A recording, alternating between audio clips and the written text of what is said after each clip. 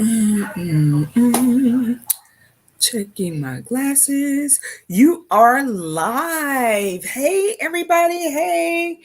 Um we're here. We're live. I'm going to check my other device as I do. Just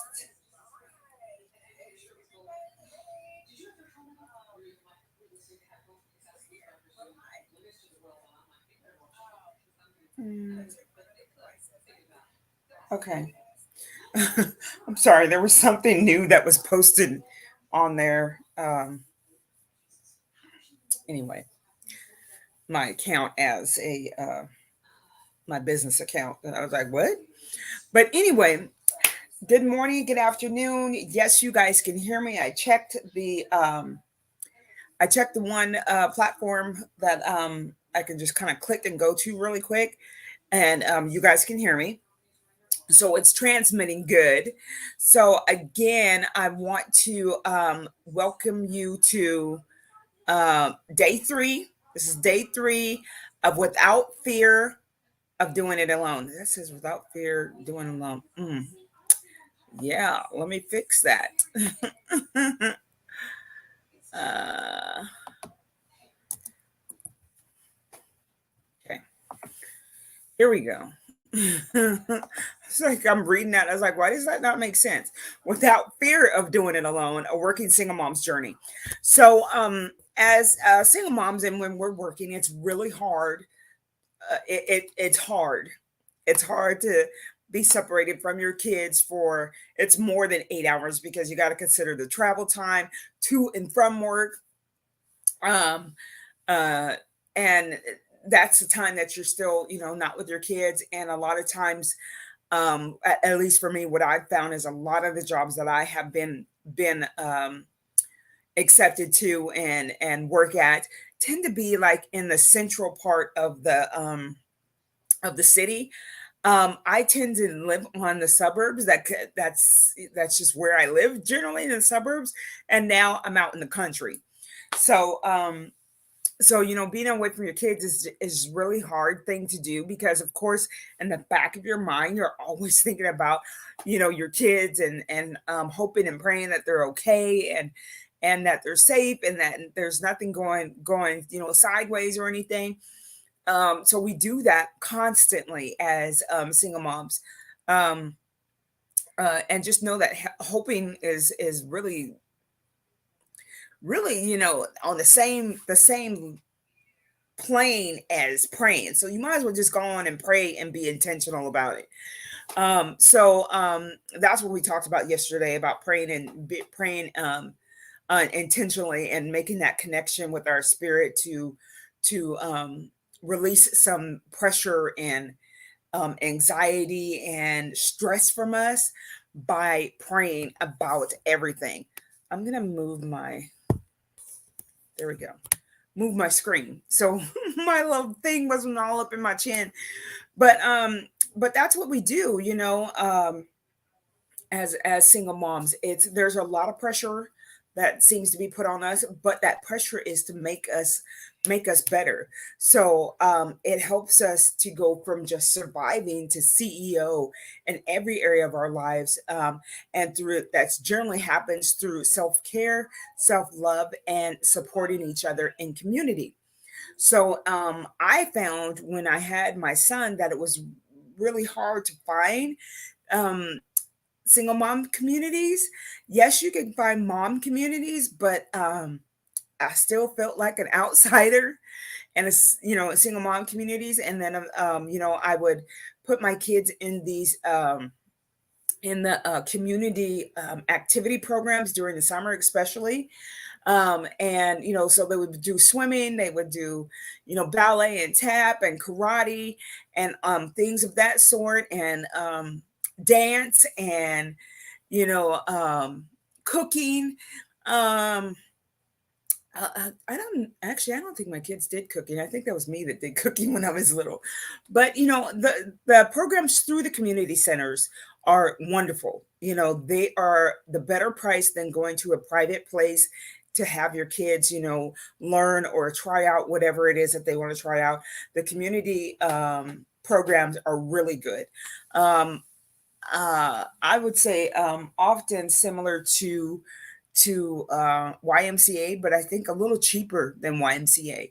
YMCA has summer programs, but it's on a different vein. It's like you have to pay for the whole entire summer. It's not you can pick and choose classes. I don't think. I never looked too deeply into it because I noticed it. The program was a whole blanket, you know, price for the whole entire summer. I was like, but I don't necessarily want to do the whole entire summer. I just might want to, have some sessions because I don't know if my kids are going to like it. So anyway, uh, so there's some physical things that we can do to walk this single mom journey without fear of doing. Some things that we can do is first off, don't blame ourselves for anything, that we can't control. For people that we can't control, we can't blame ourselves for that. Let that mess go. Let that thought go, just let it go. Some of the things that we can also do physically for ourselves is to take care of ourselves physically, to eat well, to eat in a way that nurtures us, to eat in a way that nurtures us. I'm sorry, again, my door is being open and I'm hearing beep beeps and all that stuff. So I just looked. That's the mother in me. Um, but um, but uh, there we go. That's what I was waiting for. I was getting ready to choke or cough. But physical things that we can do that would release the fear or not allow fear to get in. One of the things also is being tired. That's just the way of motherhood. You're going to be tired the majority of the time, but you can help out yourself and not be as tired by taking some naps, maybe go to bed a little bit earlier. Um, but naps are your friend. They are your friend, single mom. Naps are your friend. Whenever you can get one in, I've gotten to a point of power naps. I can take a 5-minute power nap, a 2-minute power nap, five, half hour power nap. But if I can get a power nap in, I'm good. Um, Yesterday I was able to get a 2-hour nap in. That was so awesome. So awesome to get that 2-hour nap in. I needed it and I felt my body. I just was in a deep, restful, needed sleep. And I was able to do that yesterday. I was off yesterday. Yeah, yesterday was my off day, so I had an opportunity to lay down and take a nap, and so I did. And I took a nap on the bed with the laundry that was on the bed that needed to be put away. I let it stay there. I let it stay there because I was like, you know what? I just feel like I need to lay down. My body was just like, hey, could you just rest for a minute? So, so I did, and woke up just feeling a lot better, like a whole lot better. A 2-hour nap is not something that I always get to do, other than sleeping at night. But a 2-hour nap, in addition to that sleeping at night, is not something I always get to do. I might get in, 10, 15 minutes, and a lot of times that's on my lunch break at work that I do that. Um, so those of you that have lunch breaks that are an hour, be happy about it. Excuse me, be happy about it, and use it wisely. What I used to do when I had an hour lunch break, and I had the option to have a 30-minute or hour lunch break. I'm sorry, but I work in retail. I have been working in retail for quite some time now, and I need an hour, not 30 minutes. I need an hour, 45 minutes to an hour. You know, is what I to Gusa. You know what I'm saying? So um, naps are good. Working out is an excellent thing for me.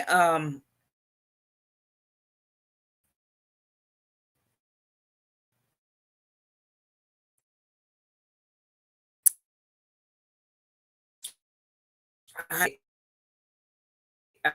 I can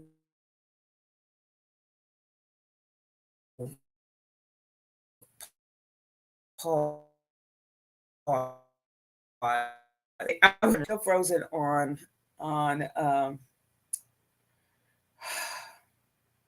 there we go. It was still frozen on showing on Facebook that it was frozen. But anyway, so working out is another good thing. So working out, I've come to the point where I've realized working out just needs to be a part of my life, period. It's not for a short period of time. No, it's for the rest of my life. I need to do some type of intentional physical activity 3 times a day, 3 times a day for 15 to 30 minutes.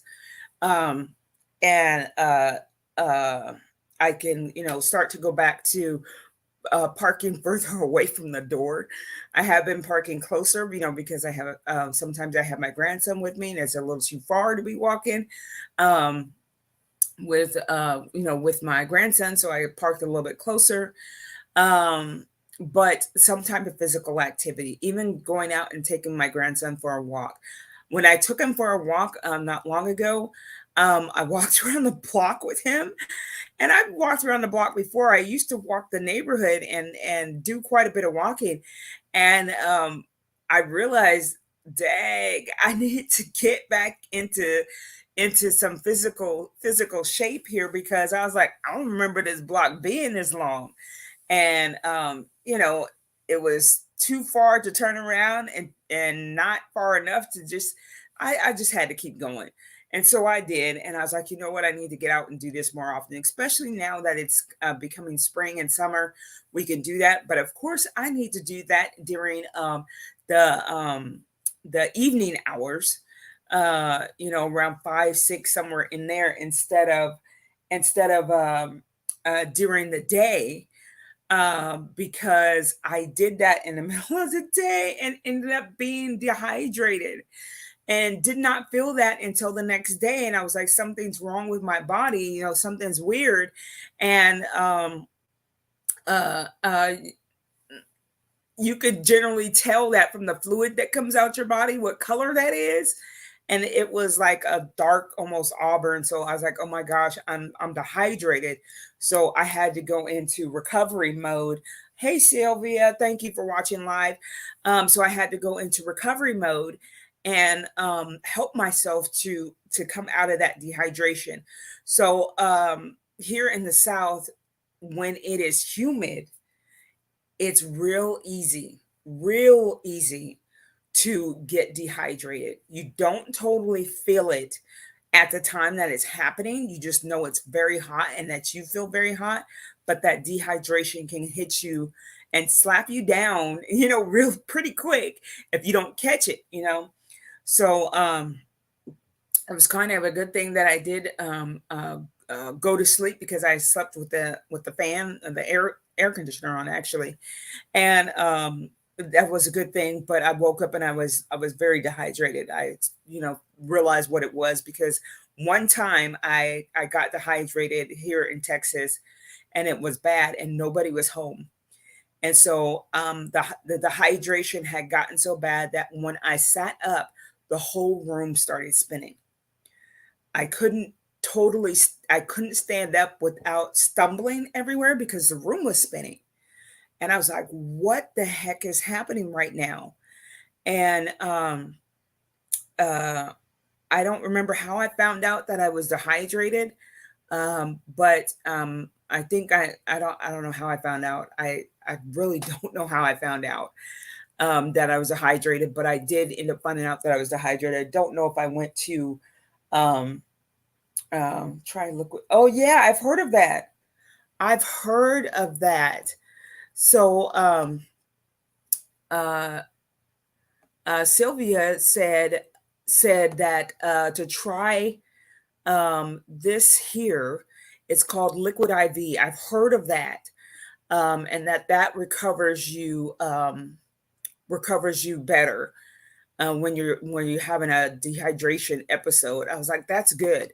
So yeah, I'll have to do that And next time I need to buy some and just keep it in the house so that, if me or anybody in my family, my kids or whatever have a situation, we got that. But yeah, thanks for reminding me about that. So some of the other things that we need to do with that deals with us physically, like on the outside, is our self-care. Okay, now the past two couple days we've been talking about the internal, the emotional, your mind and your spirit. That's all internal. So all of that is self-love. So we've been talking about all the self-love things that we need to connect and nurture and be aware of in order to help us to not have a fear without doing things alone, to know that we can do this. We are able to do this. We were built for this, which is why we are single moms. No matter how the single motherhood came about, you're built for this. And uh, oh, okay, okay. So I'm seeing this other uh, she's saying that if you have a Costco New Year, it's better to get them from there because it's more cost effective to go to Costco's. We have Costco out here too. I'm gonna do that. Thank you again for reminding me and telling me that because I wasn't aware that Costco had it. I hadn't even looked for it there. So I'll check that out. But yeah, so um those things happen, and now we're talking about all the outside portion of us. And believe it or not, we need to spend more time on the inside, the internal, the emotional, the spiritual, and our mental states more than we do on the outside. Because once we get all those things on the inside taken care of, the outside becomes easy. Because we can have a mindset to change things quickly because we see the results of it, or we see what the benefits are of changing some of the outside eternal things, the things that we're eating. Drinking more water, of course, is an essential thing, and not just when it's hot, but on a continuous, regular basis. To drink the amounts of water for your body. Yes, they say 8 to 10 glasses of water a day, and yes, you will be going to the bathroom a lot, but it cleanses everything. It keeps your body flushed. For me, I have asthma and allergies, and so I always, if I keep myself flush, I have less episodes of anything happening. Whether I eat something that I don't know that something's in it that I might be allergic to, almost everything that I eat, I'm pretty much allergic to it, and can have some type of reaction to it. So I noticed that drinking water keeps me flush. Didn't know what that meant when my mom told me that when I was younger. She kept telling me, drink some water, drink some water, drink some water. I was like, what are you telling me? Drink some water. I'm telling you I'm having an issue. And she would say, drink some water.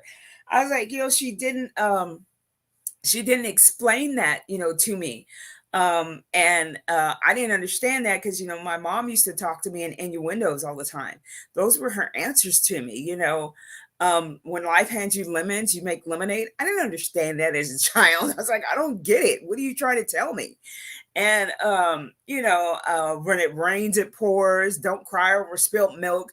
She would answer me in innuendos, and I didn't get it, and I didn't understand. And of course, in my childlike mind, I kind of was upset with her because she would answer me like that.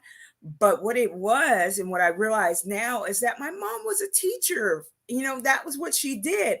She talked all day long to 25 to 20 to 25 kids, and she was having conversations all day long. So when she came home, she didn't really want to talk, and so I understand that now, but back then I just thought it was, our childlike minds, we think it's neglect, or your mom doesn't like you or whatever. We think all of that stuff, but not realizing what she does all day is she's standing on a concrete floor all day, walking down these concrete aisles, or concrete halls, with the commercial, tile stuff on it, but essentially you're on concrete. But these hard floors and everything. So yes, when she comes home, she's going to pass out after she makes dinner. Or my sister was almost 8 years older than me, so she would help out with that with dinner as well. But after all that was done, yeah, she's gonna pass out and be gone, like deep in sleep. My mom was a night owl, so she would wake up at like 2, 3 o'clock in the morning, and and be up for 2, 3 o'clock in the morning. She might go back to sleep, but a lot of times she was just up. She was up for the day, and I did, actually she wasn't it wasn't 2, 3 o'clock in the morning. She'd wake up about 1, 12, 1 o'clock. Because back in the day when it was 12, 1 o'clock, the TV would go off. And so it was just static. That's what would wake her up. Was the static on the TV, or if myself or my sister wouldn't turn the TV off. So my mom would fall asleep to the TV, but if you mess with the TV, you're gonna wake her up. So the TV would go off and it would be making that staticky noise and whatever else. And so that would wake her up. And so she'd be up until all night, until maybe about 4 or 5 o'clock, and she might go back to sleep for an hour or whatever, and then turn around and get up at 6 o'clock, get herself dressed, and be at work early because she's a teacher, and they got morning duties and all that stuff, and got to get their get to their classrooms, park their cars, and whatever else, if they've got materials they got to bring in. They do that, but most of the stuff was at the school already. But physically, we got to take care of ourselves. Um, my mom did have summers off. Sometimes she worked summer school, but um, when she got an opportunity to rest, my poor mom rested. She rested and she enjoyed her naps. And for us to disturb her, you were risking your life, because she was gonna flip out on you. Didn't understand that again as a kid. I wanted to do what I wanted to do, and I needed to ask permission. So I would wake her up. um uh Eventually my mom gave my sister some authority to say it was okay for me to be outside or wherever. And my sister, she would just go do what she wanted to do and just tell me, hey, just be home by this time. Or and if I wasn't, my sister had this very loud whistle, and I could, no matter where I was in the neighborhood, I could hear her whistling, and I knew I better just get to. Back in the day, we said we wouldn't. I need to book home. I need to book it home, and so I would just be running. Racing to get home because she's whistling for me. Because I knew if she had to whistle the third time, then my sister was gonna come at me and smack me around a little bit and whatever, because I wasn't where I was supposed to be. I was too far away from home. Because if it took me too long to get there, she knew I was too far from home. So anyway, the physical things, we need to pay attention to that. What we're putting in our mouths, what is good for our bodies. Everybody's body is going to be different. Everybody's body could take this or that, whatever, different. In my early 20s, I realized that my body doesn't process beef, basically red meat, very well. Um, so I had been a beef eater for a time.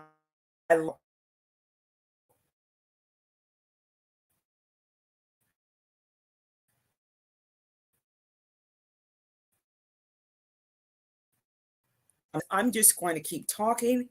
Porterhouse steaks, I love all that. Steaks, period. I actually like liver and onions because I ate it by accident at this place that was called Clifton's in Long Beach, California.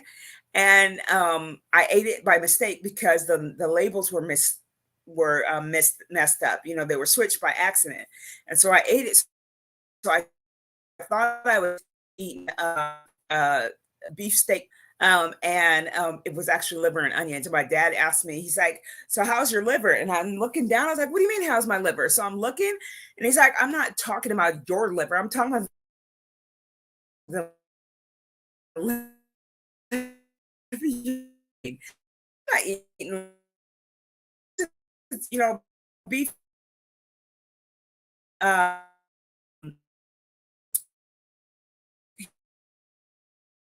he's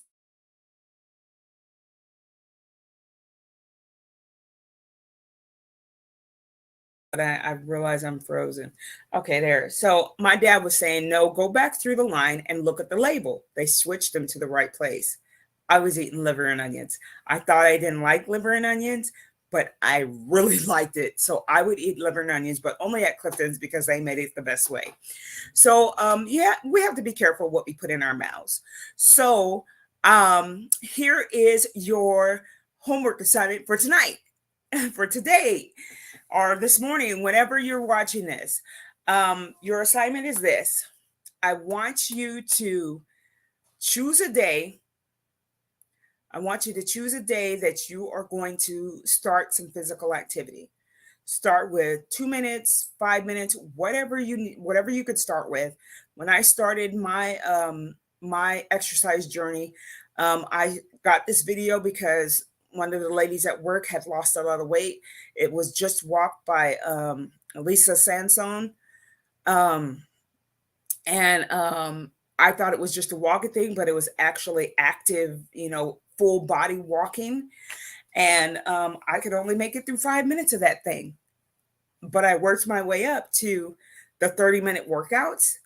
Um, uh, and I did, I just went from 5 minutes to 10 minutes, and then just, every two to every 2 weeks I would increase. I would push myself more. I would push myself more. I would push myself more.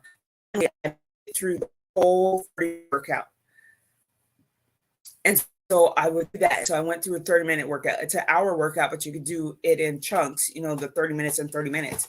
And so I did that and did very well with managing my weight with that. And so this time I'm trying something different. And then I'll probably work my way into doing something like that or something a little different as well. I get bored with whatever I'm working out with, so I try different stuff.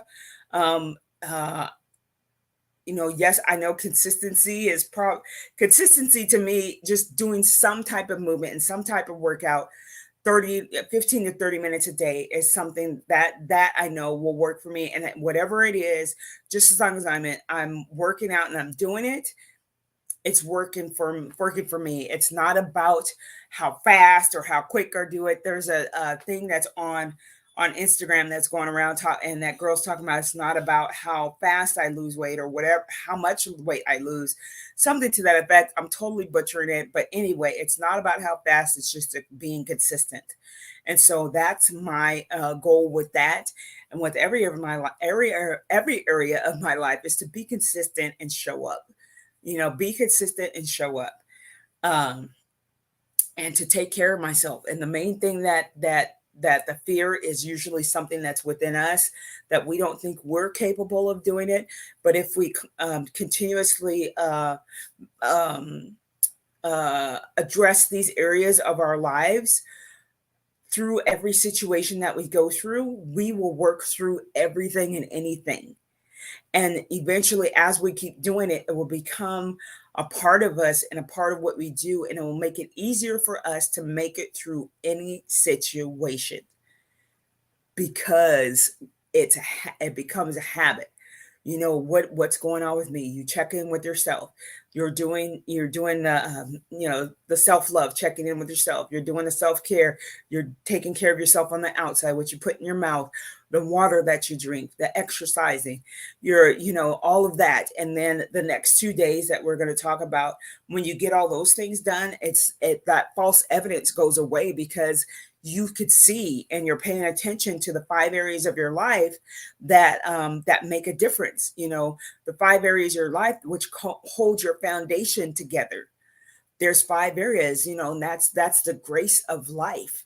that you have in these 5 areas when you pay attention to them. No, you're not going to be able to always have everything just be perfect. Perfect does not exist. Okay. um Practice and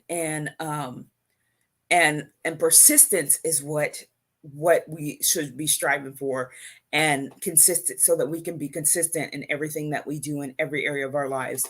And it takes work. Life is work. It's not an easy trip.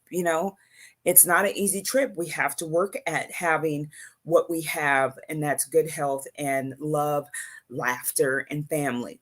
So I'll talk to you guys tomorrow. Tomorrow we're talking about relationships, and how sometimes that has something to do with fear. Let's talk about it. I'll see y'all tomorrow. Bye. Hashtag single moms level up. Have a great night, great evening, great morning, wherever you are. Thank you for watching live. Thank you for watching in the Single Moms Club private Facebook group. Thank you for watching on YouTube Live. Thank you for watching the replays. Share this, like, and give your biggest takeaways. That will get you an opportunity to win a Single Mom Queen Kit giveaway, the Single Mom Queen Kit giveaway, to be entered into the giveaway. So I'll talk to you all tomorrow. Bye. Have a great day, morning, afternoon, whichever it is. Much love.